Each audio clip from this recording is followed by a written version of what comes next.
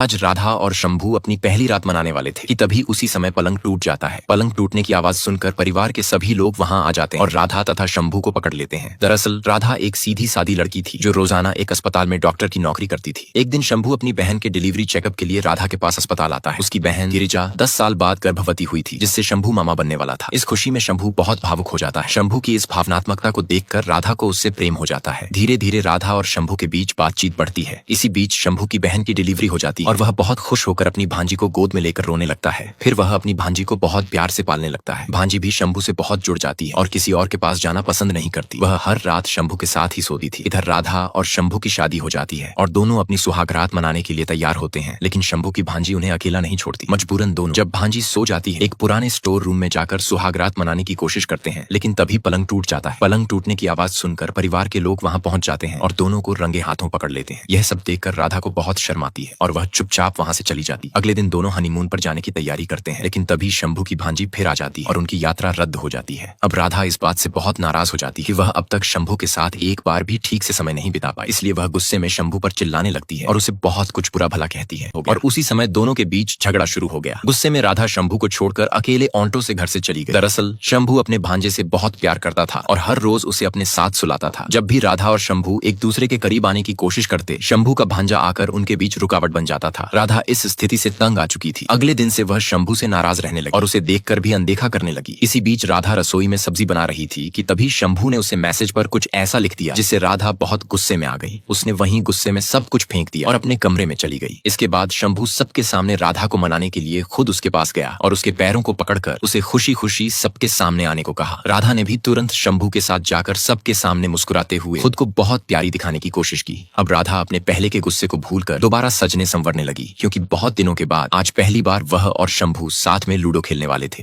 राधा बहुत खुशी से तैयार होकर शंभू के आने का इंतजार करने लगी, लेकिन उधर शंभू अपने भांजे को लेकर बहुत देर रात तक घर नहीं लौट। ये सब छत से खड़ी राधा देख रही थी और गुस्से में आकर वह अपने चेहरे का सारा मेकअप पोंछने लगी और चुपचाप सो जाती है। अगले दिन से राधा गुस्से में अपनी ननद गिरिजा को देखकर भी अनदेखा करने लगती है, जिससे गिरिजा को बहुत गुस्सा आ जाता है। फिर गांव के पूजा मंडप में अगले दिन राधा और गिरिजा के बीच बहस शुरू हो जाती है, क्योंकि गिरिजा के बेटे की वजह से राधा अब तक अपने पति शंभू के साथ एक रात भी चैन से नहीं बिता पाई थी। बहस इतनी बढ़ जाती है कि अंततः दोनों को अपने अपने घर लौट जाना पड़ता है। अब राधा और शंभू एक नए घर में अकेले रहने लगते हैं और बहुत खुश होते हैं। उधर गिरिजा अपने गुस्से में आकर यह मान लेती है कि उसका भाई शंभू अब इस दुनिया में नहीं है और वह उसकी तस्वीर पर माला चढ़ा देती है। इसी दौरान राधा माँ बनने वाली होती है। इस खुशखबरी को शंभू अपनी बहन गिरिजा को अपनी माँ के माध्यम से बताना चाहता है, इसलिए शंभू की माँ गिरिजा के घर जाती है, लेकिन वहाँ जाकर वे देखती है शंभू की तस्वीर पर माला चढ़ी हुई है। यह देखकर वे फूट फूट कर रोने लगती है। उसी समय गिरिजा घर के अंदर आ जाती है और शंभू की माँ को देखकर जानबूझकर रोने का नाटक करने लगती है। इधर राधा के पहली बार माँ बनने की खुशी में एक बड़ा पूजा समारोह रखा जाता है। उसी पूजा में शंभू की वांजा शंभू की माला छड़ी तस्वीर की बात राधा को बता देती है। यह सुनते ही गिरिजा एक चोर की तरह छिपते हुए वहां से भागने लगती है, लेकिन राधा उसके पीछे जाती है और सबके सामने गिरिजा की जमकर क्लास लेती है। तभी अचानक उसकी ननद और उसके बेटे का सड़क दुर्घटना हो जाती है। यह खबर मिलते ही शंभू राधा को छोड़कर तुरंत अपने भांजे को देखने अस्पताल चला जाता है। इस बात से राधा को बहुत गुस्सा आता है। वह भी तुरंत अस्पताल पहुंचती है और शंभू से गुस्से में कहती है, जिस बहन ने सिर्फ एक छोटी सी बात पर तुम्हें जिंदा होते हुए भी मरा घोषित कर दिया, तुम्हारी तस्वीर पर माला चढ़ा दी, आज तुम उसी के बेटे के लिए मुझे छोड़कर यहाँ चले आए हो। शंभू शांतिपूर्वक जवाब देता है, राधा प्लीज